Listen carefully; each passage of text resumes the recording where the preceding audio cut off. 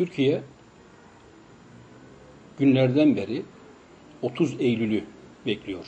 Demokratikleşme, büyük bir demokratikleşme paketinin sunulacağı şeklinde lanse edildi ve Türkiye ona kilitlendi. 30 Eylül'de de Sayın Başbakan demokratikleşme paketini sundu. Biz avukatlar olarak bizim 3 tane değişmezimiz vardır. Savunmanın dışında, mahkemede cübbe giyerek mesleğimizi yapmamızın dışında. Birincisi, demokrasilerdeki bütün daralmalar bizi ilgilendirir ve biz ona karşı çıkarız. Bu bizim, çünkü demokrasiler bizim yaşam alanımızdır.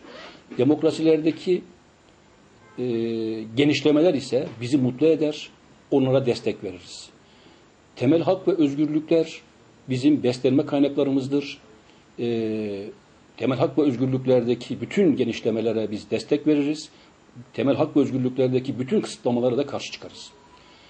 Onun için şu anda bu demokratikleşme paketi olarak sunulan paketteki bir takım temel hak ve özgürlük, temel hakların genişlemesi var. Tabii ki onları biz önemli görüyoruz, önemli sayıyoruz.